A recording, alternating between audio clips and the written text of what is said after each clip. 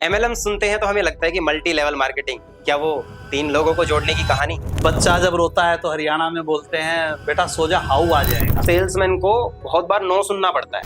Leader वो है जो खुद में रोजाना सुधार करता है। डिप्रेशन झेला है? बहुत बहुत झेला। कैसा होता है मतलब आप शब्दों में उसकी चर्चा व्याख्या नहीं नहीं कर। कर डार्क मतलब कुछ नहीं सोचता, उसी को डिप्रेशन बोलते हैं। क्योंकि जुए में कमाया हुआ बंदा मैंने तो अमीर होता नहीं देखा। अंबानी जी ने अपने बेटे की शादी की तो जिन लोगों से रिलेशन थे सबको बुलाया, जिनसे नहीं थे उनको भी बुलाया ताकि बिजनेस को बिल्ड किया जा सके। हमारे देश की सरकार इतनी धीमी सोच की कैसे हो सकती है? 3 जोड़ने, 3 जोड़ने, 3 जोड़ने। ये 3 जोड़ने की कहानी क्या है? आपकी आज तक की प्राउडेस्ट अचीवमेंट क्या है? लोग सबसे बड़ी गलती एक ही करते हैं, आपका रास्ता सही है बट अगर आप वहां रुके हुए हैं तो भी आप मारे जाएंगे। सक्सेस में आप क्या मानते हैं कि एटीट्यूड और ग्रैटिट्यूड दोनों कितने जरूरी? क्या एमएलएम एक स्कैम है? नो।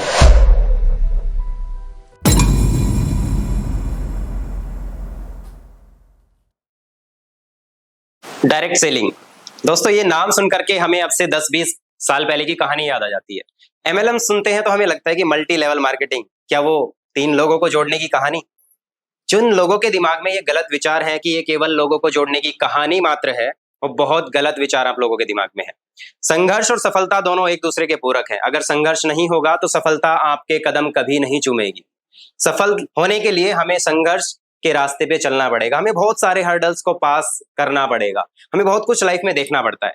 एक ऐसे ही सफल कहानी के साथ आज हम अपने पॉडकास्ट में आप लोगों के बीच में हैं और आज हमारे साथ हैं अशोक पंडित जी।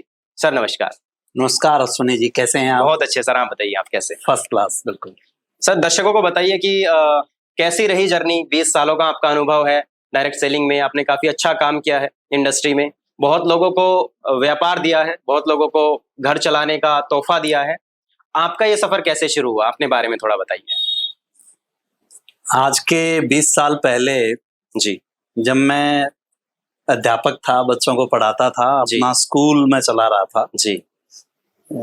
हरियाणा में डिस्ट्रिक्ट महेंद्रगढ़ है, उसमें कोथल खुर्द मेरे गांव का नाम है। जी, ग्रेट। तो गांव में ही मेरा स्कूल था। ओके। तो मेरे एक मित्र ने मेरे से इसके बारे में चर्चा की, नेटवर्क मार्केटिंग के बारे में। उस समय जो मेरे थॉट थे वो ये थे कि कंपनी का सामान जो बिकता नहीं है उसको नेटवर्क के माध्यम से बेचती है। ओह। आपके पास जो भी इंफॉर्मेशन आती हैं जी। अगर आपके पास राइट इंफॉर्मेशन आएंगी तो आउटपुट राइट आएगा जी। और आपके पास रॉन्ग इंफॉर्मेशन आएंगी तो आउटपुट रॉन्ग आएगा जी। Garbage in garbage out. Yes yes, बिल्कुल बिल्कुल बिल्कुल। जैसे कई बार बच्चा जब रोता है तो हरियाणा में बोलते हैं बेटा सो जा हाउ आ जाएगा। जी जी जी। तो उसको हर जगह वो हाउ दिखाई देता है। जी। तो वैसे ही थॉट मेरे थे और मैं सोचता था कि ये सभ्य लोगों का काम नहीं है। ओके। ये उन लोगों का काम है जिनके पास कोई काम नहीं है। और इसमें नजदीक के लोग, रिलेटिव्स, ऐसे लोगों को फंसाया जाता है और कुछ लोग कमा जाते हैं और बाकी लोग बेकार हो जाते हैं। वो परसेंटेज आपने अपने माइंड में तय कर लिया, सेट कर रखी थी। जी। तो जैसे ही कोई चर्चा करता था तो मुझे लगता था कि ये फंसाने आया है। ओह। तो कभी ओपन माइंड से मैंने सुना ही नहीं। जी। तो मेरे एक मित्र हैं, वो लेक्चरर हैं। जी। एक दिन उन्होंने घर पे बुलाया जी। और उनकी मिसेज चाय बनाने लग गई। जी। और उन्होंने कहा कि आप बोले तो 10 मिनट में आपको बता दूं। जी। तो शिष्टाचार भी कोई चीज होती है। जी जी। तो मैंने कहा जी बता दो। जी। और मैंने 20 साल पहले कंसेप्ट पहली बार देखा, ओपन माइंड देखा। जी। और मेरी समझ में आया कि पिछले 6 महीने से 1 साल से मैं किसको मना कर रहा था, ये कंसेप्ट तो ऐसा नहीं है, गलत नहीं है, गलत नहीं है। तो वहां से फिर मैंने शुरुआत की। जी। मुझे पता चला कि मार्केट के अंदर कोई बंदा विज्ञापन कर रहा है, वो उसको यूज नहीं कर रहा। जी। वो पेड विज्ञापन है। हाँ। और यहाँ पर ये कहा जा रहा है कि आप यूज करें, अच्छा लगे तो इसके बारे में बताएं। बताएं। तो जो धन दौलत उन लोगों के पास है वही काम आदमी के पास हो सकती है। जी ये एक कंज्यूमर्स की एसोसिएशन है। जी तो सबकी एसोसिएशन तो बहुत सुनी थी, पर कंज्यूमर एसोसिएशन ये कभी सुना ही नहीं था मैंने। और फिर मैंने एक बुक पढ़ी, business school, Robert T Kiyosaki. जी जी। और उस बुक ने जो लाइन थी, उस लाइन ने मेरी लाइफ बदल दी। जी उस बुक में लिखा था कि दुनिया में दो ही तरह के लोग हैं। जी एक तो वो हैं जो नेटवर्क बनाते हैं, जी, और दूसरे वो हैं जो उनके नेटवर्क में काम करते हैं। और दुनिया के बहुत कम लोग नेटवर्क बनाते हैं और बाकी सब लोग उनके नेटवर्क में काम करते हैं। और जो नेटवर्क बनाते हैं सपने उनके पूरे होते हैं। जी। तो वहां से मेरी शुरुआत हुई। तो आज ये जो नेटवर्क से नेटवर्थ बनाने वाली जो आज टर्म चलती है, वो वहीं से कहीं ना कहीं बड़ी बन गई है। जी जी, जितना बड़ा नेटवर्क है उतना ज्यादा आपका नेटवर्थ है। बिल्कुल ठीक बात। तो 20 साल पहले की दुनिया, अगर डायरेक्ट सेलिंग की बात की जाए या फिर सेल्समैनशिप की बात की जाए, तो बिल्कुल ऑपोजिट थी जो आज है। बिल्कुल ठीक बात। तो वो संघर्ष के जो दिन थे आपके, कि जब आपने शुरुआत किया, तो ऐसा कहते हैं कि सेल्समैन को बहुत बार नो सुनना पड़ता है। जी। तो उससे आप कैसे बाहर आते थे, या फिर वो लाइफ कैसे चली आपकी आगे? मुझे बताया गया है कि हर जगह लॉ ऑफ एवरेज काम करती है। जी। आप जब 100 लोगों से बात करोगे तो 20 लोग आपकी बात को सुनेंगे, बट 100 लोगों से बात करनी पड़ेगी। जी। दूसरा, हर चीज की एक्सपायरी डेट होती है। जी। कई बार हमें लगता है 100 लोगों से बात करनी है, तो चलो 5 साल में 100 लोगों से बात कर लेंगे। हाँ। तो उसका भी एक टाइम बाउंड है। जी। तो मुझे कहा गया आने वाले 3 महीने में आपको 100 लोगों से बात करनी है, और उसमें से 20 लोग आपकी बात को सुनेंगे और 4-5 लोग आपके नेटवर्क में आ जाएंगे। तो अगर आपका नेटवर्क का निर्माण करना है तो आपको इन लोगों से बात करनी पड़ेगी, और उससे पहले आपको सीखना भी पड़ेगा कि बात कैसे करनी है, ये नेटवर्क होता क्या है, और लोगों से हम कैसे बात करें। तो वो चीजें मेरे को लॉ ऑफ एवरेज समझ में आया शुरू में। जी। और शुरू में बहुत सी चीजें समझ में नहीं आती थी, और किसी की भी शुरुआत ऐसे ही हुई है। जी। क्योंकि उस समय चिटफंड शुरू हो गए थे बहुत। जी। इंडिया में कोई कानून नहीं था, कोई गाइडलाइंस नहीं थी, तो चिटफंड शुरू थे कि 2 स्कीम सुने हैं, 2 से 2 जोड़ो, 4 जोड़ो, 8 जोड़ो, और फिर पूरा संसार जुड़ जाएगा। जी जी। तो लोगों ने लोगों को बहुत ठगा। लोगों ने लोगों को बहुत ठगा। यस। तो जैसे कहते हैं ना, दूध का जला छाछ को फूक फूक के पीता है, ऐसा ही हुआ। कई बार हम ठगे जाते हैं तो अच्छी अपॉर्चुनिटी आती है, उसको भी मिस कर देते हैं। और मेरे साथ भी ऐसा रहा। 6 महीने 1 साल मैंने भी इसको टच नहीं किया, बट जब मैंने देखा कि लॉ ऑफ एवरेज होती है, और कई बार क्या होता है, आप एक लिस्ट बनाते हो, किसकी बनाओगे? अपने फ्रेंड्स की, अपने रिलेटिव्स की, नियर डियर की, कि जो जाते ही कह देंगे आ जा भाई, आ जाओ ना। बट इसके ठीक उल्टा हुआ जैसा आप सोचते हैं। मैं उनके पास गया तो वो मुझे एज ए टीचर तो सम्मान करते थे, एज ए नेटवर्कर नहीं करते थे। ओके। तो जो आपका COI था, सर्कल ऑफ इन्फ्लुएंस, वो दोनों तरफ था। तो उससे तो मतलब लड़ पाना बहुत मुश्किल, बड़ा मुश्किल हो जाता है। जी। उस समय तो मुझे बुरा लगता था जी, कि मैं अश्विनी के पास गया और इतना अच्छा फ्रेंड है और इन्होंने मुझे मना कर दिया। पर बाद में मेरे बात समझ में आई कि वो एज ए टीचर तो मुझे मानता था, पर एज ए नेटवर्कर तो मुझे 0 मानता था। और उनकी बात ठीक थी। उनके दिमाग में ये विचार क्यों थे कि एज अ नेटवर्कर ये गलत है, या फिर ये स्कीम ही गलत है? वो चिटफंड की वजह से, या कोई और भी कारण हो सकता है? चिटफंड की वजह से, क्योंकि उन्होंने भी यही सुन रखा था कि ये लोग अपनों को फंसाते हैं, ठगते हैं, इनसे पैसे ले जाते हैं और फिर कोई नहीं पूछता। ऐसा कोई सगा नहीं जो इन्होंने ठगा नहीं। तो एक नेटवर्कर की एक जो इमेज थी ना जी, वो मार्केट में ऐसी इमेज थी कि उसके लिए वहां पे निकलना ही बड़ा मुश्किल था। वो एक ऐसा दौर था। तो आपने ये अपना जो मोटिवेशन है, ये जो सेल्फ कॉन्फिडेंस है, या ये माइंडसेट है, ये कैसे चेंज किया? Books reading. मैंने बहुत से लीडर्स को सुना जी, बहुत सी सीरीज सुनी। उस समय वो सीडी आती थी, रील वाली सीडी। जी। तो बहुत सी मैंने सीरीज सुनी जी, और बहुत सी मैंने बुक्स पढ़ी। मुझे एक आ गया था कि बिना खुराक लिए जी आप ठीक होना चाहते हो तो होंगे नहीं। तो जो भी बीमारी आपको है जी, उसकी खुराक लेनी, दवाई लेनी जरूरी है।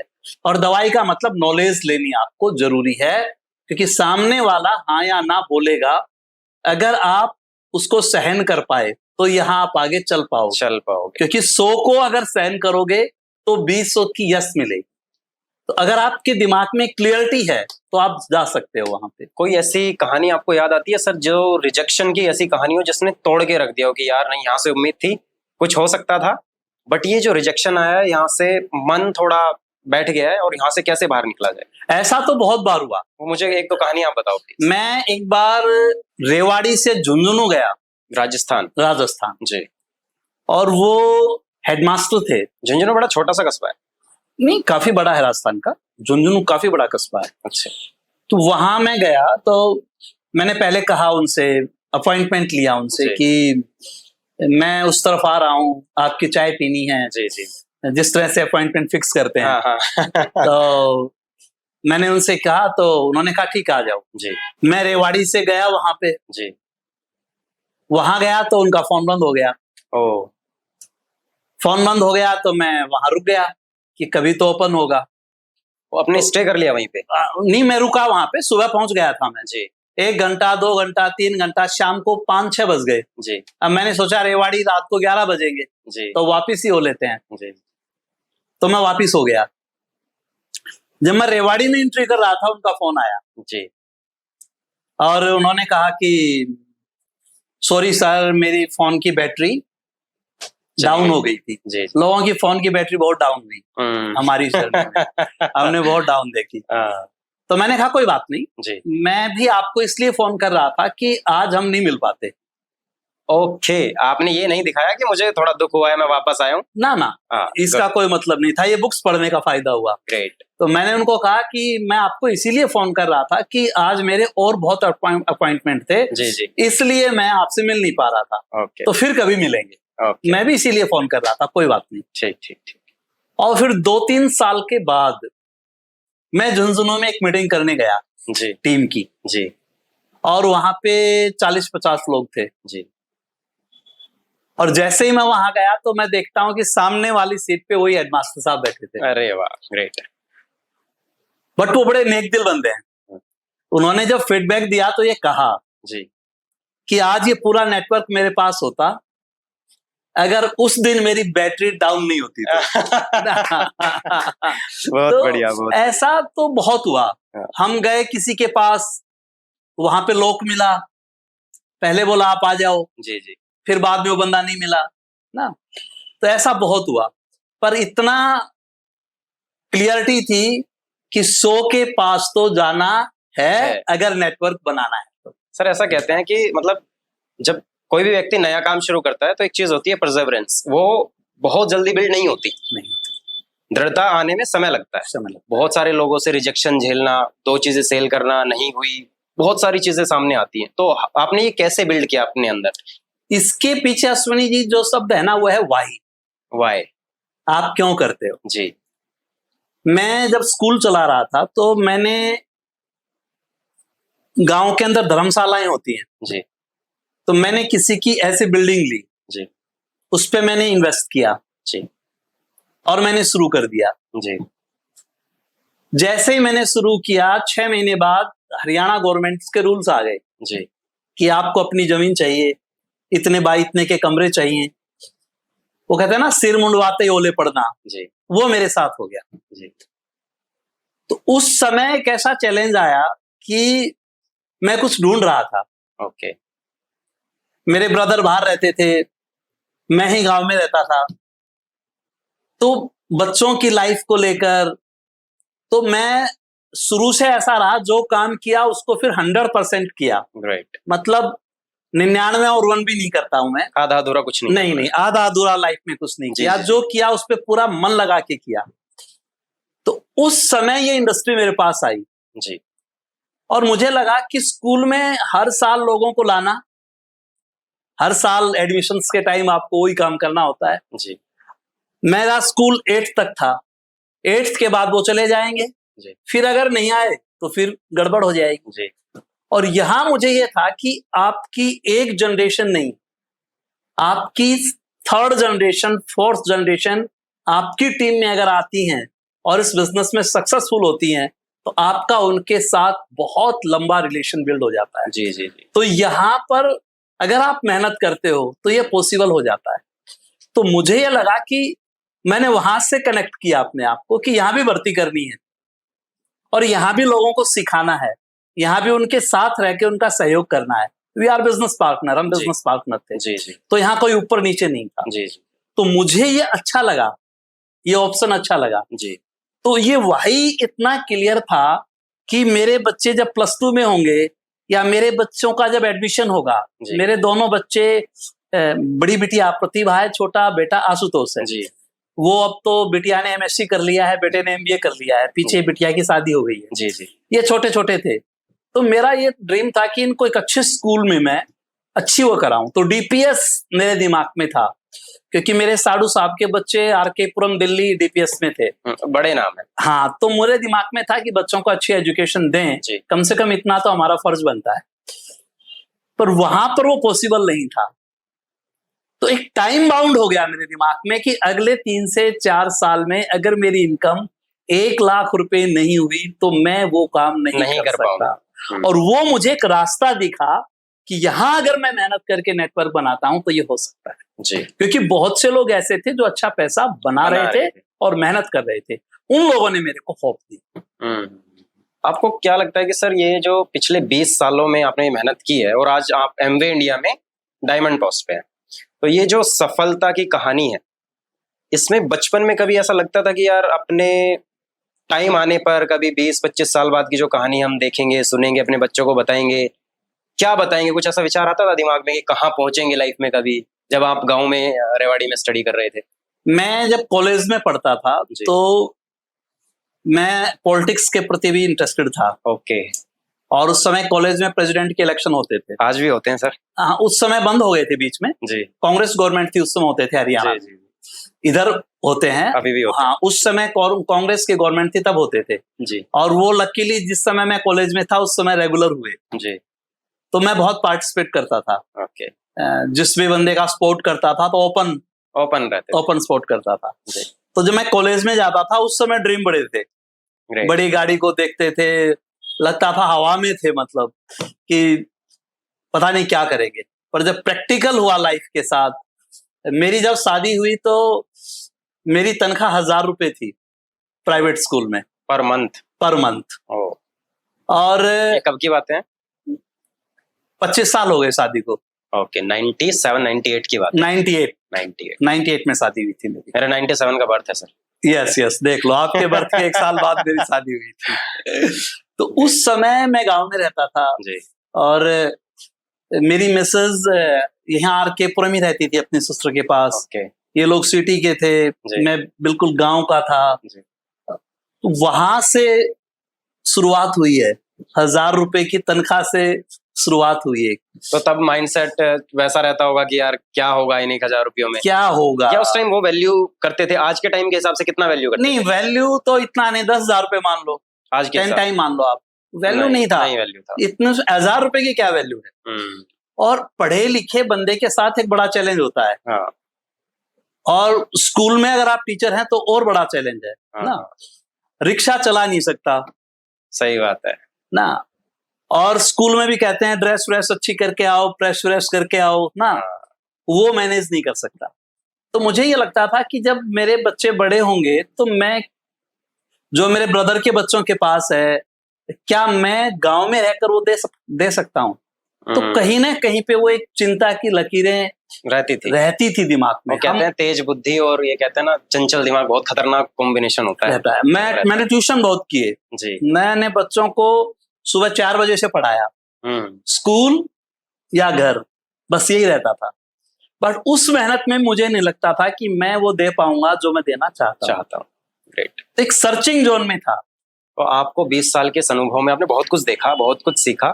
एक लीडर होने की जो क्वालिटीज होती है, कुछ एसेंशियल क्वालिटीज जो चाहिए होती हैं आज के टाइम में या किसी भी लीडर को चाहिए, वो आपको क्या लगता है कौन सी ऐसी क्वालिटीज हो सकती है एक लीडर में जो उसको एक ग्रेट लीडर बनाए, जो लोग उसको फॉलो करें? क्योंकि लीडर वही होता है मतलब जिसके पास लोग होते हैं, जो गाइड कर सकता हो, जो रास्ता दिखा सकता हो।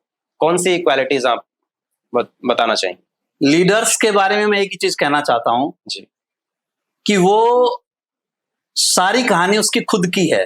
जी लीडर वो है जो खुद में रोजाना सुधार करता है, जी अपने आप को अपग्रेड करता है, जी जो दूसरों की गलतियों की बजाय अपनी गलती को देखता है।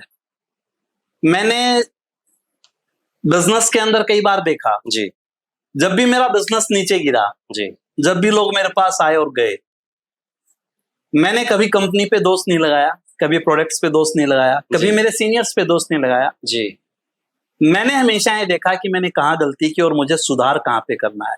ये अच्छी पहचान होती है। दूसरा, सेल्फ डिसिप्लिन। जी लीडर वो है जो जिसका सेल्फ डिसिप्लिन है। सर बॉस कौन है फिर? लीडर में और बॉस में क्या डिफरेंस है?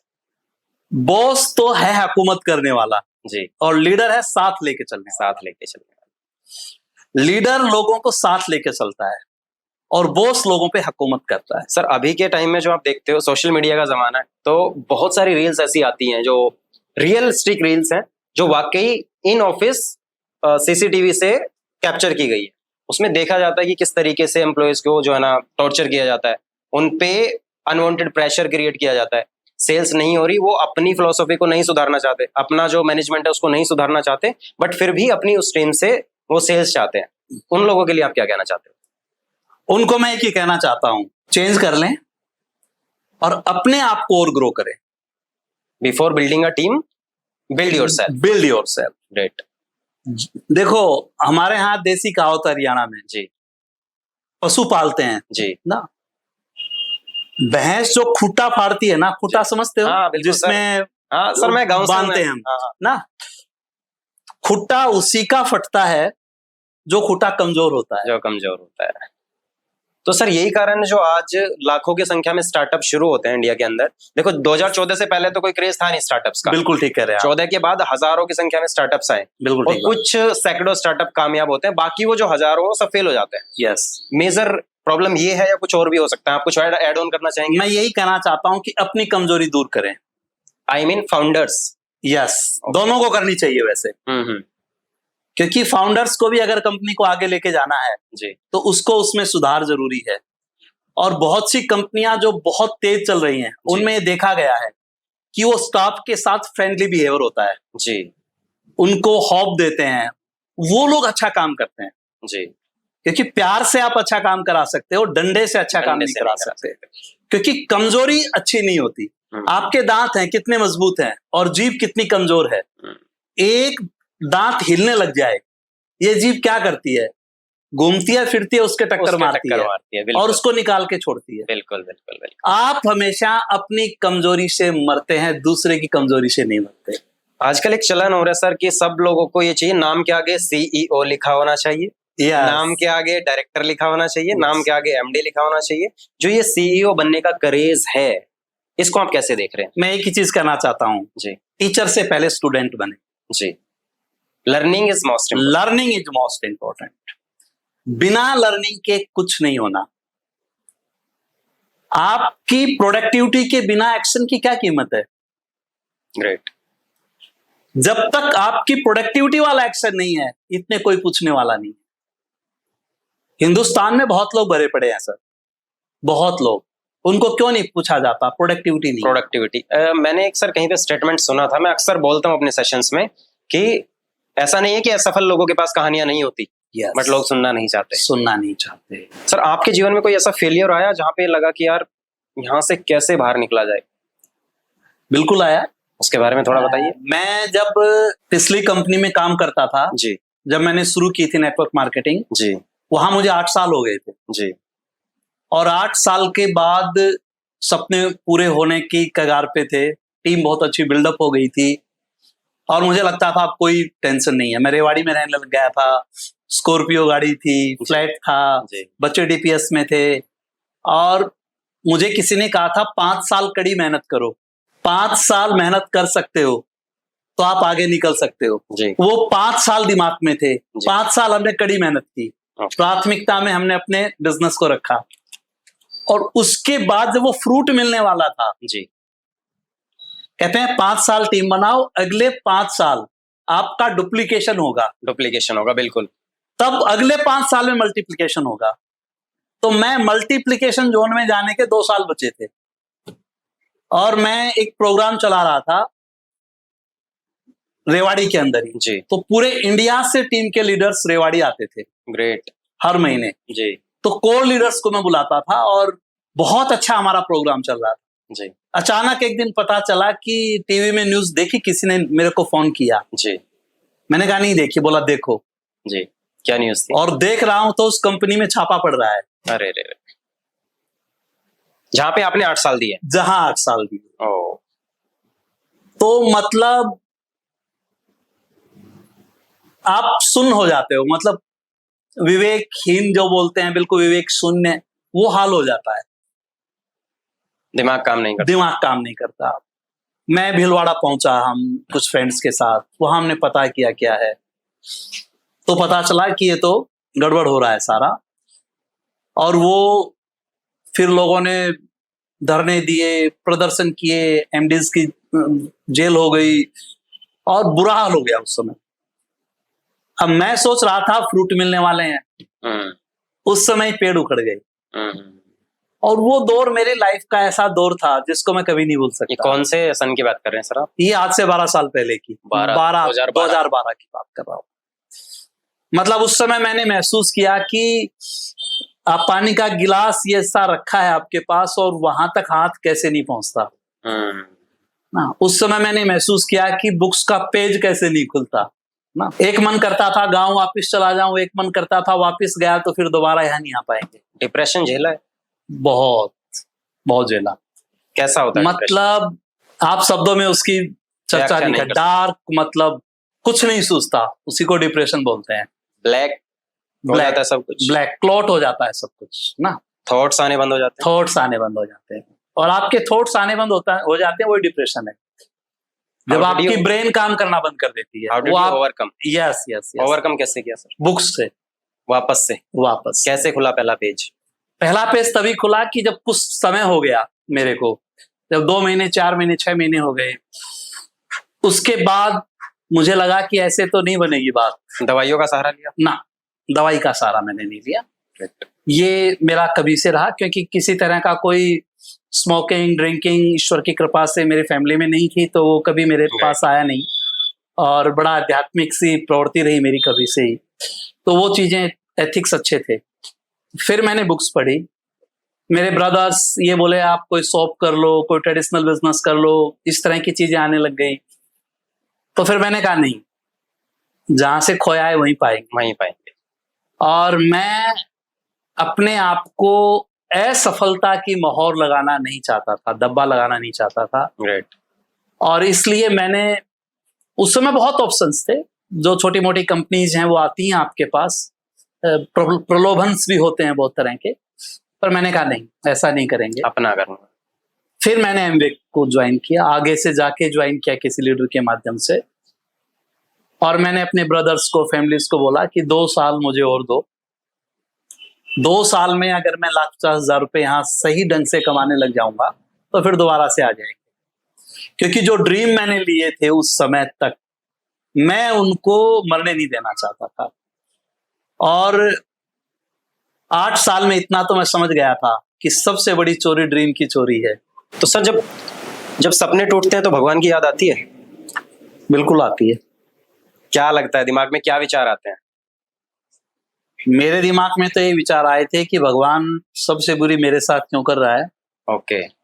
भगवान को गालियां देने का मन करता है। ओके। लगता है सब कुछ ऐसे ही है। आज लगता है कि भगवान जो करता है बिल्कुल ठीक करता है, वो कभी गलत कर ही नहीं सकता। अश्वनी, बाद में समझ में आया कि एक युद्ध खुद के विरुद्ध। एक युद्ध खुद के विरुद्ध। ओके, ये जीवन है। ये जीवन।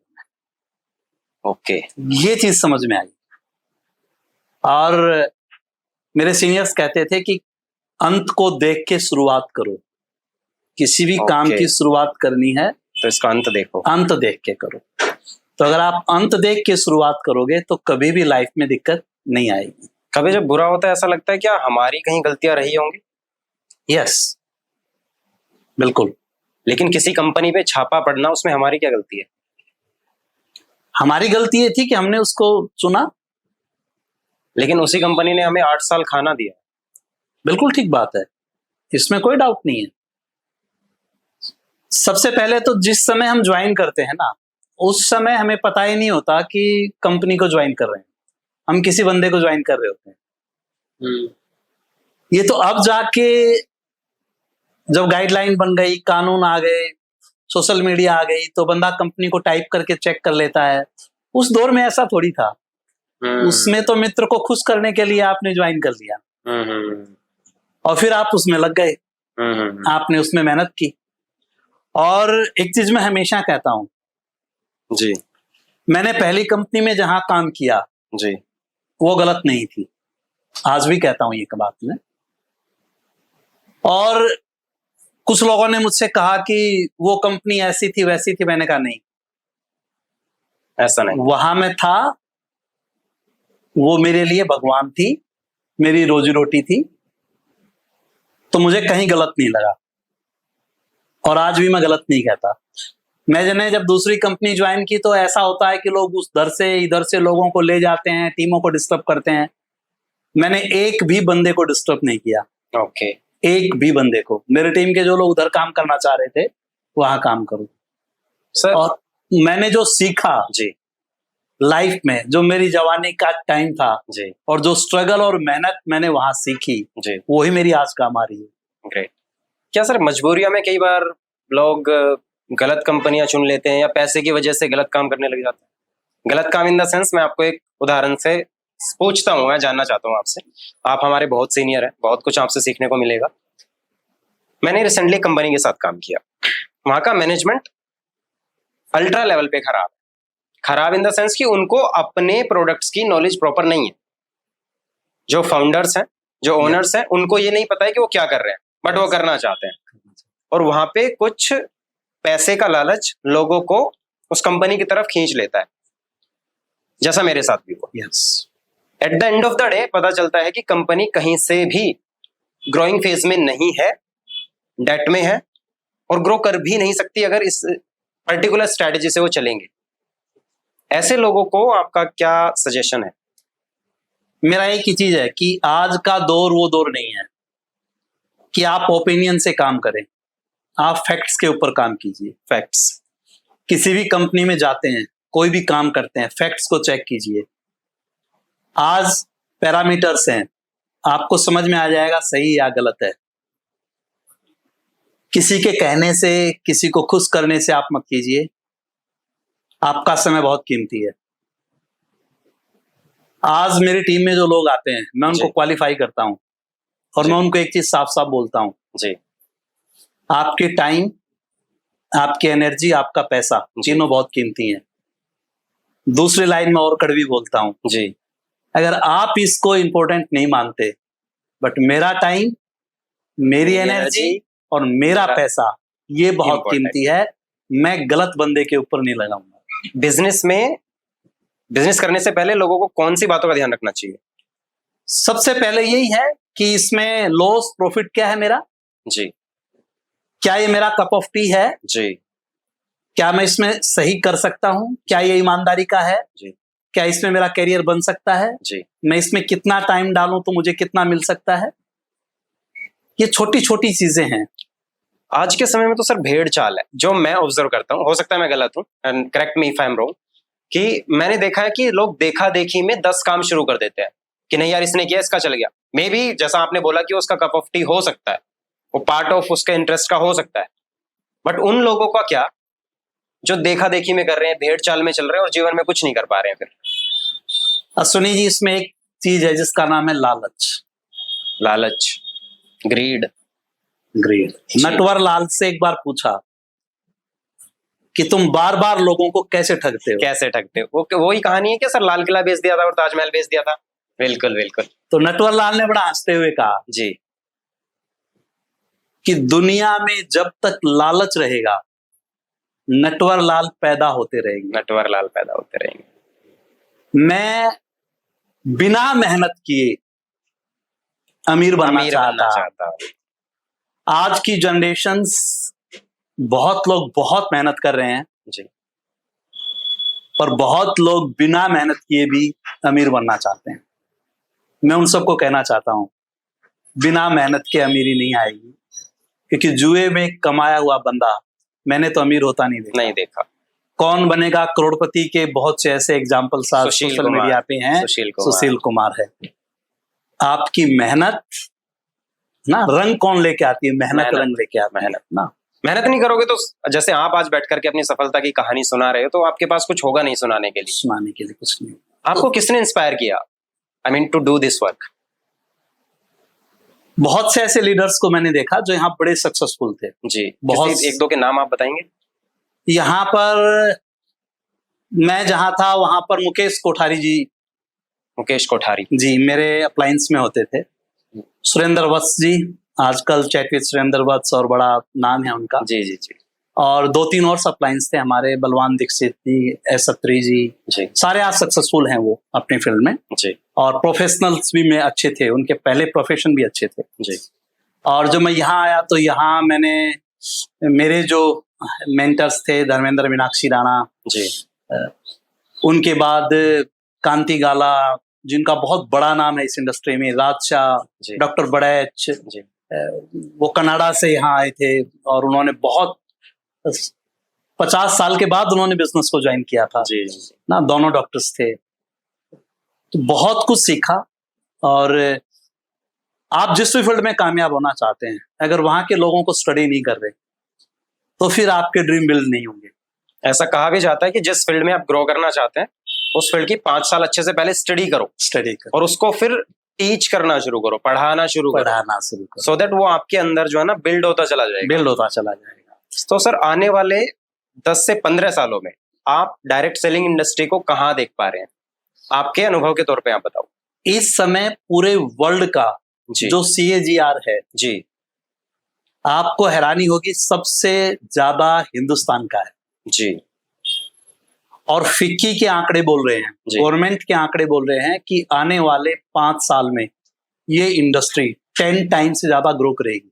आज के टाइम में हम जहां भी खड़े हैं जी, उससे 10 टाइम्स। इसका मार्केट कैप क्या है? आपको मार्केट साइज कितना बड़ा एक्सपेक्टेड क्या हो सकता है? ये कई लाख करोड़ का है सर। कई लाख करोड़ का है। इसमें सबसे अच्छी चीज क्या है?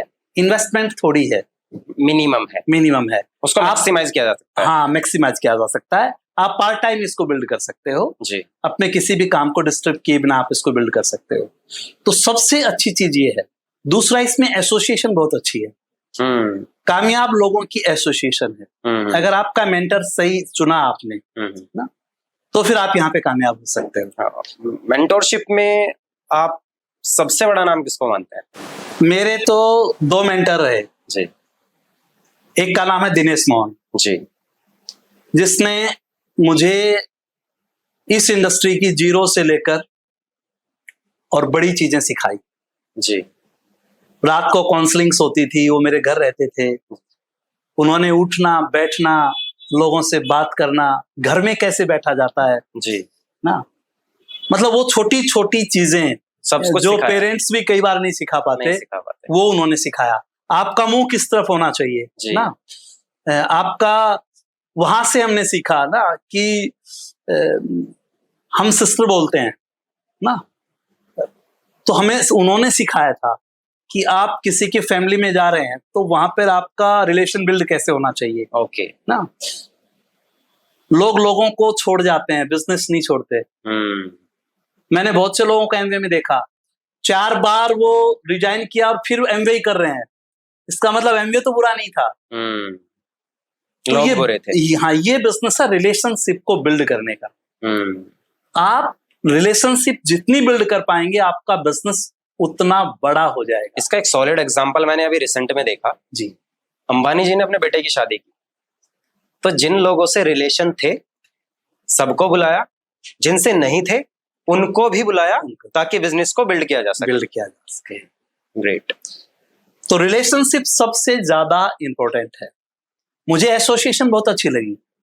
रॉबर्ट टी कियोसाकी लिखता है कि इस बिजनेस को आप अच्छे एजुकेशन के लिए कीजिए, आप उस कंपनी को ज्वाइन कीजिए जिसका एजुकेशन सिस्टम बहुत अच्छा है। ग्रेट।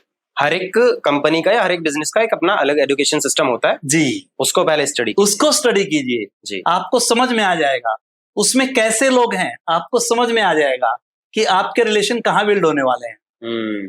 अब एक नासा का साइंटिस्ट मेरा अपलाइन है, एक डॉक्टर मेरा अपलाइन है, एक इंजीनियर मेरा अपलाइन है और एक बिजनेसमैन मेरा अपलाइन है। तो मुझे लगता है कि फ्यूचर में मेरा उनके साथ रिलेशन होगा, उनके बच्चों के साथ मेरे बच्चों का रिलेशन होगा। आज के दौर की सबसे बड़ी प्रॉब्लम अश्विनी जी एक ही है जी, एसोसिएशन। और सबसे बड़ी कमाई क्या है? यही है, रिश्ते ही सबसे बड़ी कमाई जी। आज पेरेंट्स टेंशन में हैं, सब कुछ है, रिश्ते नहीं है। रिश्ते नहीं। दोनों हस्बैंड वाइफ कमा रहे हैं, अच्छे फ्लैट्स में रह रहे हैं, अच्छी गाड़ियां मेंटेन कर रहे हैं, उनके बच्चे को कौन पाल रहा है? एक नैनी, कोई और पाल रहा है। संस्कार किसके पड़ेंगे? उन्हीं के जो पाल रहा है, जो पाल रहा है। लेकिन क्या सर यहाँ मजबूरियां भी तो एक इम्पोर्टेंट रोल प्ले कर सकती हैं? 100% बिल्कुल, क्योंकि आज का समय ऐसा है कि एक कमाई से मैं ऐसा मानता हूँ कि एक ऐसा टेबल लीजिए जिसके 4 पैर हो, एक टूट जाए तो 3 पे खड़ा रहे। कमाई के जरिए 2 3 4 होंगे तो शायद आज के टाइम में घर चलेगा। क्योंकि आज नोएडा में रहना, दिल्ली में रहना, गुड़गांव में रहना, मुंबई में रहना, जितनी भी मेट्रो सिटीज है वहां पे रहना इज वेरी कॉम्पिटिटिव, बहुत ज्यादा कंपटीशन है। आपकी बात 100% ठीक है जी, पर आपने शुरुआत किस लिए की थी? आपने शुरुआत अपने बच्चों के फ्यूचर के लिए की थी। आप आज उनको टाइम नहीं दे पा रहे। उनको टाइम तो चाहिए ना। बिल्कुल चाहिए। तो वो स्पेस कहीं और भरेंगे। सर संस्कारों का और शिक्षा का कोई आपस में लेना देना है? बिल्कुल है। उसको जोड़ के थोड़ा सा बताइए। बिल्कुल है। अगर आपकी अच्छी एजुकेशन है जी, तो वहां पर आपको संस्कार मिलते हैं जी। आज की एजुकेशन पैकेज की एजुकेशन है, स्कूली शिक्षा, हाँ, पैकेज की है।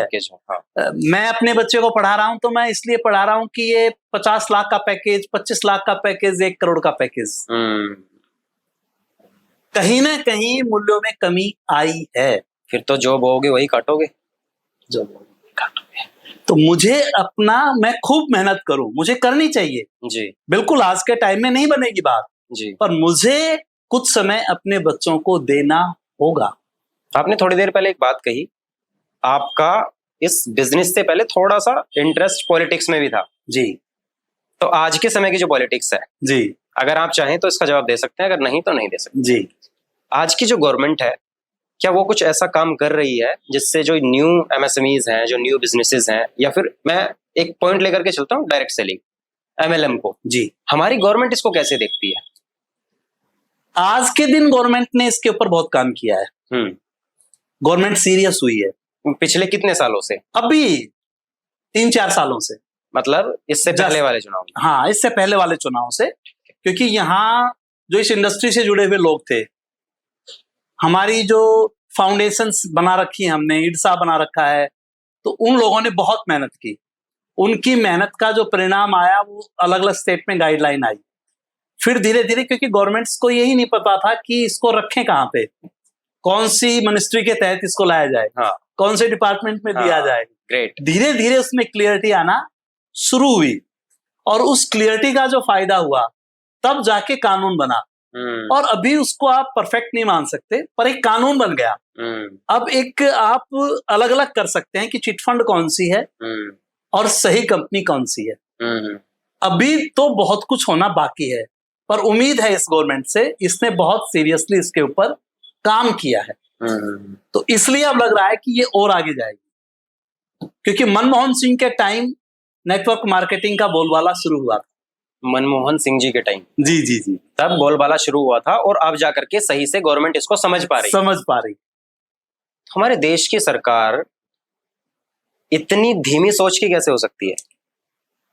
या कुछ और इसके पैरामीटर्स हैं, या कोई और पहलू से हम इसको देखें? देखो, आज हम जब बात करते हैं स्टार्टअप की जी, आज गांव का बच्चा भी स्टार्टअप करना चाहता है, शहर का बच्चा भी करना चाहता है जी, और आज का यूथ बिजनेस करना चाहता है जी। पहले जॉब की तरफ ज्यादा वो था, बट आज चेंज हुआ है, स्टार्टअप हुआ है जी। अगर इस इंडस्ट्री को ठीक ढंग से लोग समझें जी और इसको सीखें, लर्न करें, जैसे एक डॉक्टर करता है, एक लॉयर करता है जी, अगर उस ढंग से इसको ठीक ढंग से सीखें तो जो बेरोजगारी की समस्या है ना, वो खत्म हो सकती है, वो खत्म हो सकती है। क्या कोई ऐसा कोर्स है हमारे एजुकेशन सिस्टम में, हमारे यूनिवर्सिटी लेवल पे, जो डायरेक्ट सेलिंग को या सेलिंग को प्रमोट करता हो या सिखाता हो? अभी शुरू हुआ है कितने सलोनी यूनिवर्सिटी के अंदर जी, इसका ग्रेजुएशन पोस्ट ग्रेजुएशन कोर्स अभी 2-4 साल से शुरू क्या हुआ नाम है। रखा है उन्होंने इसका? सलोनी यूनिवर्सिटी के अंदर है। सलोनी यूनिवर्सिटी है। हाँ जी, हाँ जी। प्रोग्राम का क्या नाम है? प्रोग्राम का नाम यही है, graduation in MLM, multi level marketing, post graduation in multi level marketing. और अब जैसे चैटवी सुरेंद्र वत्स का एक चैनल है, उसने बहुत इसके ऊपर काम किया है जी। लोग आए इस प्लेटफॉर्म पे, उन्होंने बात की, गवर्नमेंट्स के लोग आए, उन्होंने इसके ऊपर बात की, तो इससे काफी फर्क पड़ा है। दूसरा, सोशल मीडिया आने के बाद लोगों ने इसको जानना शुरू किया है। अब आप किसी बुक सेल डिपो पे जाओगे तो अब आपको बुक्स मिल जाएंगी जी। पहले ऐसा नहीं था जी जी। तो प्लस रिजल्ट्स भी आए हैं। तो पहले परिणाम ही नहीं थे, दिखता नहीं था लोगों को। दिखता नहीं था। आप बोलोगे मुझे बल्ब बनाना है तो लोगों के लिए हैरानी थी, क्योंकि बल्ब था नहीं। आज रास्ते हैं, आज हैं रास्ते। आज अगर एक बंदा चाहे तो एक अच्छी कंपनी को चुन सकता है, मेहनत कर सकता है, और इसमें 5-7 साल मेहनत करके एक अच्छा करियर बना सकता है।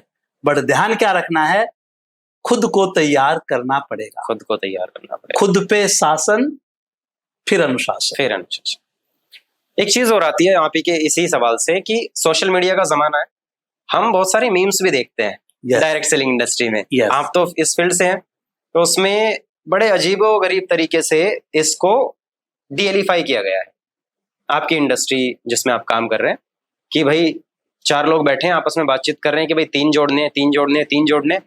ये 3 जोड़ने की कहानी क्या है? मतलब इस चेन सिस्टम को गलत तरीके से क्यों दिखाया गया है? एक तो एक सेंस में तो मैं बोलूं अच्छा हुआ है, एटलीस्ट लोग जान रहे हैं, लोग जान रहे हैं।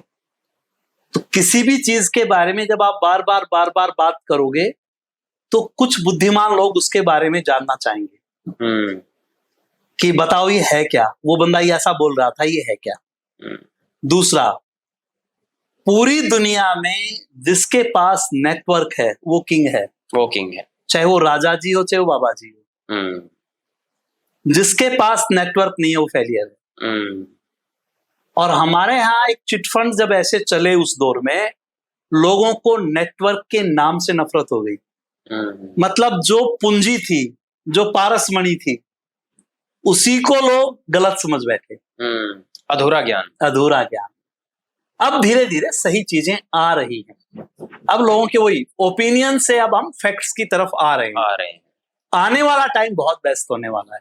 मुझे ऐसा लगता है कि जितने भी ये चीजें सोशल मीडिया पे चलती हैं जी, इनको बिलीव करने से पहले या डिसबिलीव करने से पहले हमें फैक्ट्स के ऊपर जाना चाहिए। फैक्ट्स के ऊपर। ग्रेट। दूर से देखकर अनुमान लगाना वो गलत होता है ना। तो कहते हैं समंदर की गहराई तो कूदने से पता चलती है। यस। एक बंदा लंगड़ा के चल रहा था ना, तो कुछ फ्रेंड्स आ रहे थे, तो किसी ने कहा इसके मोच आ गई ना जी, किसी ने कहा इसकी चप्पल टूटी हुई है ना, किसी ने कुछ कहा, किसी ने कुछ कहा ना। और जब उसके पास आए बोला मैं तो ऐसे ही एक्टिंग कर रहा था ना। तो पता नहीं हमें, तो ये सबसे बड़ी दिक्कत है कि आप प्रीजज कर लेते हो। चीजों को प्रीजज करने से पहले उसके फैक्ट्स को जरूर देखिए, हो सकता है वो चीज आपके काम की हो। एक बड़ी पुरानी सी कहावत है सर, डोंट जज a book by its cover. Yes, बिल्कुल ठीक बात है। बिल्कुल। आने वाले 10 सालों में जो आपका ये अनुभव रहा है, इसके बेसिस पे आपकी ये लेगेसी, आप इसको कैसे देख रहे हैं? कहाँ किन लोगों तक छोड़ करके जानी है, किसको देनी है, किन लोगों को रेडी करना है? जो न्यू कमर्स हैं उनके लिए स्टार्टिंग पॉइंट क्या होगा? आप इसको कैसे देख रहे हैं? मेरा कभी से ड्रीम रहा है जी, और ये मेरा विजन है। सबसे पहला मेरा ड्रीम ये था जी कि इस बिजनेस को मैं अपने बच्चे को दूंगा। जी, मेरा बच्चा कुछ और कर रहा है जी, और मैं ये बिजनेस कर रहा हूं, और मैं हजारों लोगों को ये उपदेश दे रहा हूं कि this is the future, this is the future. तो फिर ये गड़बड़ है। सामने वाला पागल नहीं है। और हमारे हरियाणा में बोला जाता है जो 2 रोटी खाता है पागल कोई नहीं है। पागल कोई नहीं, सब समझदार है। तो मेरा ये ड्रीम रहा। तो मेरा बेटा भी फाउंडर प्लेटिनम एक लेवल होता है, वहां तक जा चुके हैं। वहां तक जा चुके हैं MBA करते करते। मैंने मेरी बेटी की शादी की है जी। तो मैंने एक नेटवर्कर ही ढूंढा है, ओके। वो मेरी टीम में ही है, ओके प्लेटिनम लेवल पे है। Okay okay. मैंने अपनी बेटी की शादी भी वहां पे की है। तो वे पैसिव इनकम वाला जो क्राइटेरिया है जी या पैसिव इनकम का जो एक थॉट है जी, वो आपको बहुत स्ट्रांगली हिट कर चुका है। सबसे ज्यादा जो हिट किया जी। बड़े बड़े लोगों को भी जो इस बिजनेस के अंदर जिन्होंने मेहनत की, जी वो यही हिट किया कि एक डॉक्टर नहीं, वकील नहीं, जी पर एक डायमंड अपने बच्चे को डायमंड बना सकता है, जी ये ताकत थी। जी। तो आज अच्छा सबसे अच्छी चीज क्या थी कि मैं जिस इनकम पे छोड़ के जाऊंगा, पहली बात मेरी कोई रिटायरमेंट एज नहीं है जब तक मुझे गोद ना बुला ले। सही बात है, उसके बाद मैं अपने बच्चे को देके जा रहा हूँ क्योंकि ये 9 to 5 नहीं है इसलिए रिटायरमेंट नहीं। इसलिए रिटायर। अच्छा मैंने किसी लीडर को सुना था कि जी। जब आप इस बिजनेस को अपने बच्चों को दे रहे हो जी तो आपकी चेस्ट का जो साइज है जी वो बड़ा होना चाहिए कि हाँ मैं कुछ दे के जा रहा हूं। मैं ये चाहता हूं कि मैं वो चीज अपनी आने वाली जनरेशन को देकर जाना चाहता हूं कि वो पैसे के लिए उनको काम ना करना पड़े।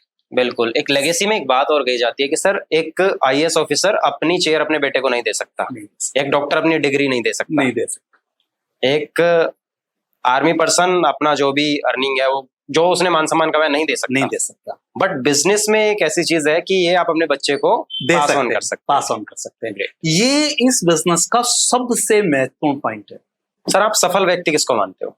जो व्यक्ति शाम को जब सोने के लिए जा रहा है और वो ये सेटिस्फाई होके सो रहा है कि आज का जो काम मुझे करना था वो मैंने अच्छी तरह से किया है, मुझे रात को अच्छी तरह से नींद आएगी, वो सफल है।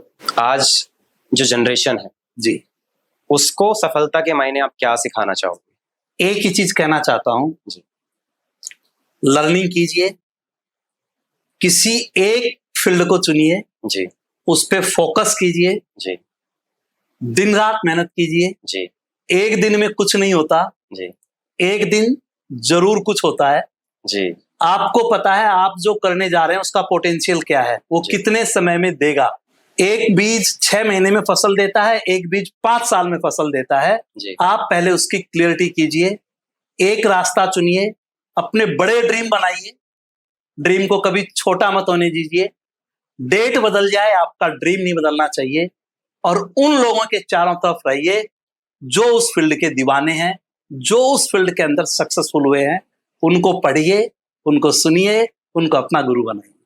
सर मैं इससे पहले एक तो नेटवर्कर से मिला था, मुझे वहां से एक बड़ी शानदार चीज सीखने को मिली थी।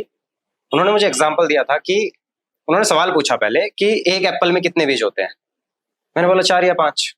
उन्होंने सामने से बोला फिर कि एक बीज में कितने एप्पल हो सकते हैं। And I was like कि हाँ, this is the power of networking. इसमें सर जो पोटेंशियल है ना वो बहुत बड़ा है। मैंने किसी बंदे को ज्वाइन करा दिया जी, मैं कोई अनजान बंदा मिल गया जी, उसने उसको ज्वाइन करा दिया जी। मैं एक एग्जांपल देता हूं अभी आपको। जी जी। मैं जिस टीम में ज्वाइन हुआ एमवे में जी, मेरे सीनियर 12 साल से एमवे कर रहे थे। ओके। मैं न उनकी फ्रेंड लिस्ट में हूं न उनके रिलेटिव में, किसी में नहीं था और मैं ज्वाइन हो गया और आज मैं उनकी बहुत बड़ी एसेट्स हूं और कई करोड़ों का टर्नओवर हूं। आज इतना बड़ा ब्रांड है ये, जिसके ब्रांड एम्बेसडर सदी के महानायक साहब हैं, बच्चन साहब आपके ब्रांड एम्बेसडर हैं, कंपनी के ब्रांड एम्बेसडर हैं। जी। तो अच्छी चीज है, बहुत कुछ सीखा, बहुत कुछ समझा। एक आखिरी सवाल सर आपसे, आपकी आज तक की प्राउडेस्ट अचीवमेंट क्या है? कई रही हैं जी, आप एक दो का किसी को बताना चाहें। मैं जब प्राइवेट स्कूल में पढ़ा रहा था जी, और जब मैंने शुरुआत की थी तो शुरू में वो प्राइमरी से स्कूल शुरू हुआ, फिर 6th 7th 8th इस तरह से हुआ। 8th में हमने कुछ बच्चों का एडमिशन किया जी, और वो हमारे गांव के स्पेशल बच्चे थे।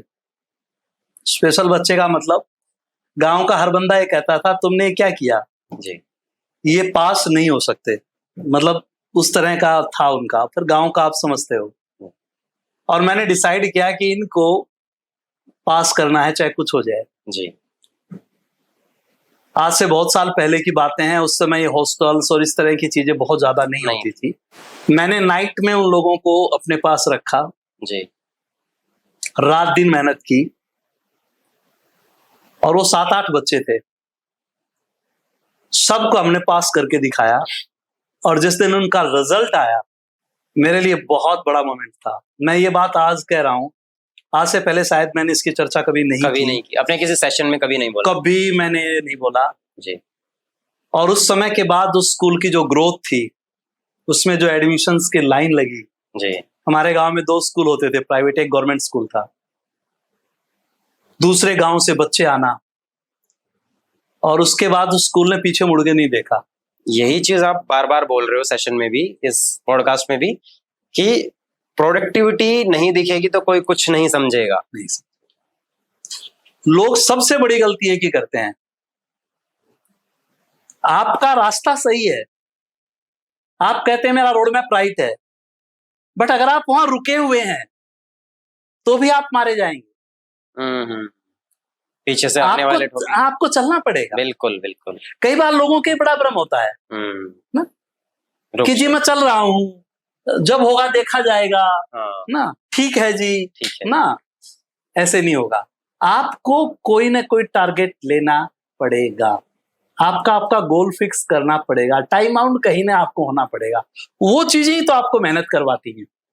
सक्सेस में आप क्या मानते हैं कि एटीट्यूड और ग्रैटिट्यूड दोनों कितने जरूरी? दोनों ही जरूरी हैं। उसका कुछ रेशियो, परसेंटेज ऊपर नीचे? बराबरी है। बराबरी है। बराबरी है, आप इसमें से किसी को कम नहीं कर सकते। क्यों? अगर आपका एटीट्यूड ठीक नहीं है तो आप काम ही नहीं कर सकते, पर अगर आप ग्रेटिट्यूड के साथ नहीं कर रहे तो आप आगे बढ़ ही नहीं सकते। आपका एटीट्यूड ठीक ही नहीं हो सकता। आपको गुस्सा आता है? खूब आता है। करते हो घर पे? घर पे भी किया है, कई बार टीम पे भी किया है। Ultra level? बिल्कुल अल्ट्रा लेवल किया है। क्या वो जरूरी है? कई बार जरूरी होता है, कई बार नहीं होता। कई बार नहीं होता। मुझे थोड़ी प्रॉब्लम है, मैं चूंकि आप मेरे से उम्र में बड़े हैं, तजुर्बे में बड़े हैं, अपने सीखने के लिए मैं सवाल पूछना चाह रहा हूँ। मुझे बहुत ज्यादा गुस्सा आता है। तो अगर आपने जो भी अपने 10-20-50 सालों में जो भी आपने सीखा है, ये जो मेरा अननेसेसरी का गुस्सा है, इसको कैसे कंट्रोल किया जा सकता है? आप अपने अनुभव के तौर पर मुझे थोड़ा बताओ, क्या वो सही है, कब तक सही है और क्यों? प्लीज। देखो, ये कहा जाता है गुस्सा नाश की निशानी है, इसमें तो कोई गलत नहीं है। ये बात बिल्कुल सही है, क्योंकि जब भी गुस्सा आता है विवेक खत्म हो जाता है। अच्छी चीज ये है, हमें ये रियलाइज हो जाए कि गुस्सा गलत आया है, तो फिर धीरे धीरे धीरे कम होगा। ये आप चाहो कि एक साथ कम हो जाए, ये पॉसिबल नहीं है। ये निरंतर प्रक्रिया है आपके सीखने की। धीरे धीरे धीरे धीरे धीरे और कम हो जाएगा। जब आपको ये समझ में आने लग जाएगा कि मैंने गुस्सा क्यों किया, आपको ये समझ में आ जाए कि मैंने फिजूल में किया, शायद ये बात इतने गुस्से की नहीं थी, तो वो रियलाइज जिसको होना शुरू हो जाता है, धीरे धीरे और कम हो जाता है। पहले मुझे गुस्सा बहुत आता था, क्योंकि गुस्सा आना जरूरी है। अगर अंदर से आग नहीं लगती है तो फिर बात नहीं बनती है। आग लगनी भी जरूरी है, पर आपके गुस्से का फ्लो डायरेक्शन सही दिशा में होना चाहिए। ये सबसे ज्यादा जरूरी है। तो पावर कम कीजिए, तो ये रियलाइज कीजिए क्यों आया। धीरे धीरे धीरे धीरे धीरे, अभी तो आपकी उम्र बहुत कम है जी, आप जब हमारी एज में जाओगे तो बिल्कुल नहीं आएगा। मैंने सुना कि जो सेल्समैनशिप के जो बड़े बड़े लोग होते हैं, उनको जब ट्रेनिंग्स दी जाती है तो उनको कुर्सी के बांध दिया जाता है, और कस्टमर के रूप में सामने वाला उनसे पूछता है और क्वेरी करता है, वो बार बार गुस्से में कई बार वो गालियां दे देता है, कभी कुछ बोलता है, तो उसको गुस्सा आता है। अग्रेसिव क्वेरीज होती है। Yes yes yes. तो हटना चाहता है, रस्सियों को तोड़ना चाहता है, गालियां देता है। बट जब बार बार वो सेशन होते हैं तो धीरे धीरे धीरे वो स्माइल पे आ जाता है, और फिर इस पे आ जाता है, राइट सर आप सही कह रहे हैं, राइट सर आप सही कह रहे हैं, राइट सर हम इसको देखेंगे, हम इसको ठीक करेंगे। अगले सवाल पे चलते हैं सर जी। क्या एमएलएम एक स्कैम है? नो। ऐसा हमने सुना है, बहुत सारी वीडियोस बाहर आती हैं कि लोगों को ठगा जा रहा है, स्कैम किया जा रहा है, बेवकूफ बनाया जा रहा है। सुनिए जी, इसमें सिर्फ एक चीज है जी, मैं अगर दुकान पे बैठता हूँ जी तो कमाता हूँ, जी मैं अगर डॉक्टरी कर रहा हूँ, क्लिनिक में जाता हूँ तो कमाता हूँ। जी कोई भी काम आप मैं कर रहा हूँ, मैं जॉब कर रहा हूँ तो जाता हूँ तो कमाता। यहाँ सबसे बड़ी एक गलतफहमी है लोगों को, करना कुछ नहीं पड़ेगा मिल जाएगा। और करोड़पति हो जाए। क्या वाकई लोग करोड़ों कमाते हैं? यस, जो ईमानदारी से काम करते हैं। ओके। ये लॉन्ग जर्नी है, शॉर्ट जर्नी नहीं है। आप बिजनेस बिल्ड कर रहे हो, ये मैराथन है, मैराथन है, स्प्रिंट नहीं है। नो 2 साल लगते हैं ये समझने में कि आप कर क्या रहे हैं। 2 साल की लर्निंग लगती है। लोग आते ही करोड़पति बनना चाहते हैं। लोग लोगों को गलत कमिटमेंट देके ज्वाइन करवाते हैं। आपने 5,000 का नकली नोट नहीं देखा होगा, पर आपने 500 का नकली नोट देखा होगा। जो मार्केट में है उसी का असली और नकली मिलता है। ग्रेट। मुझे ये देखना है असली कौन सा है और नकली कौन सा है। यहाँ से एक बात याद आई सर, बहुत इंटरेस्टिंग सी कहानी है, लोगों को मजा आएगा सुनने में। ऐसा कहते हैं कि नकल करने के लिए भी अकल की जरूरत होती है। एजुकेशन इंपॉर्टेंट है, जैसा आप बार बार बोल रहे हैं कि लर्निंग इंपॉर्टेंट है। एक बार किसी व्यक्ति ने ज्यादा पैसे कमाने के चक्कर में नकली नोट छापने का धंधा शुरू कर दिया, लाखों करोड़ों रुपए छाप दिए। नोट छापा भी तो 250 का। एजुकेशन इंपॉर्टेंट है, एजुकेशन ये समझने की चीज। बिल्कुल ठीक। मेरा अंतिम सवाल, लास्ट क्वेश्चन सर। हर एक बिजनेस में कुछ भी, आप किसी भी बड़े करोड़पति को उठा लो, कोई बहुत बड़े बिजनेसमैन को उठा लो, एनीवन, हर कोई बंदा सेल करके बड़ा बना है। बेचना पड़ेगा। बेचने के लिए हमें क्या चाहिए? कस्टमर चाहिए, एक तरफ सेल्समैन चाहिए। तो एक चीज होती है CAC, हमारी लैंग्वेज में उसको कस्टमर एक्विजिशन कॉस्ट बोलते हैं। कॉस्ट की बात नहीं करते हैं, लेकिन कस्टमर को एक्वायर आप कैसे करते हैं, कैसे करना चाहिए, सही रास्ता क्या होता है? हमारे यहाँ तो एक ही चीज है, we build people, people build your business. Okay. हम सेल्समैनशिप नहीं करते, हम लोगों से रिश्ते बनाते हैं। सेल्समैन वो होता है जो सामान बेच रहा है, शायद उसको यूज नहीं कर रहा हो।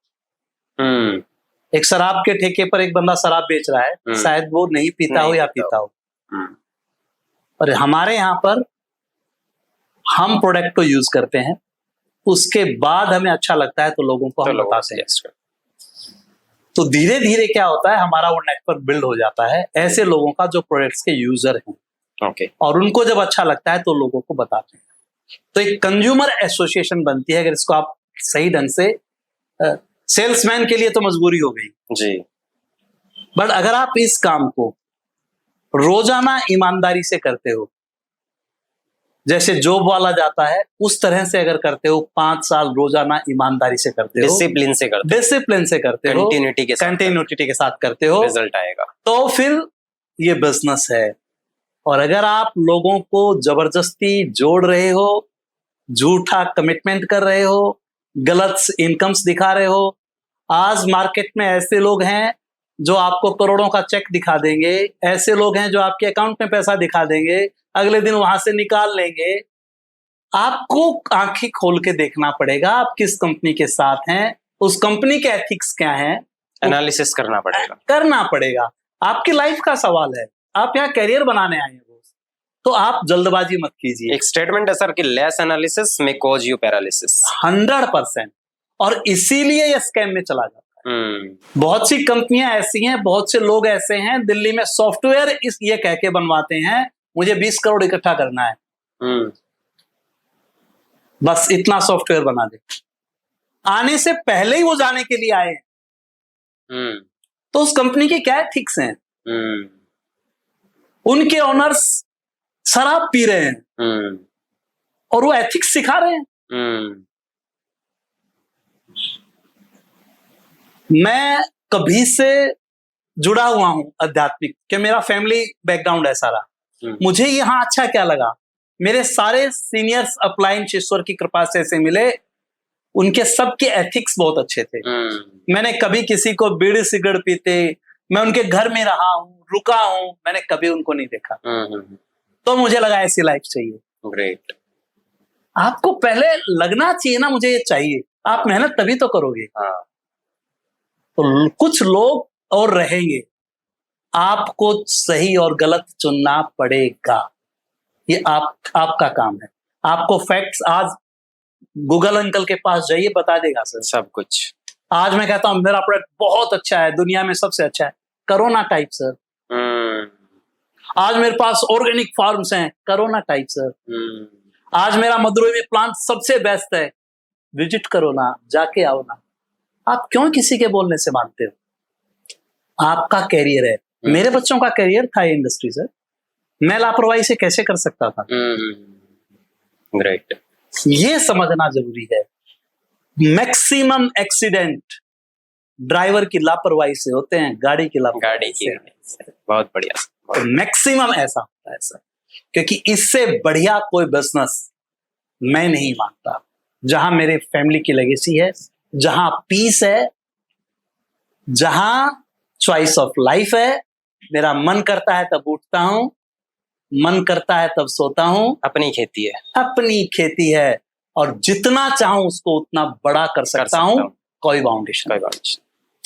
Thank you sir, thank you so much. बहुत अच्छा लगा आपसे, बहुत कुछ सीखने को मिला, और मैं उम्मीद करता हूं कि आप लोगों को भी बहुत कुछ समझ में आया होगा कि डायरेक्ट सेलिंग इंडस्ट्री में या एमएलएम इंडस्ट्री में जो आज हम जिन दकियानुसी विचारों की बात करते हैं या जिन गलत विचारों की बात करते हैं वो वैसे नहीं है। इस पॉडकास्ट के माध्यम से आप चीजों को बहुत डीपली एनालाइज कर सकते हैं, आप अपने बिजनेस को एनालाइज कर सकते हैं, अपने माइंडसेट को एनालाइज कर सकते हैं, और आप ये समझ सकते हैं कि जीवन में आगे बढ़ने के लिए, किसी भी बिजनेस में एंटर करने के लिए आपको बेसिक को क्लियर करना जरूरी है, आपको अपनी फाउंडेशन को मजबूत बनाना जरूरी है, आपको अपने माइंड को मजबूत बनाना जरूरी है। जय हिंद, जय भारत।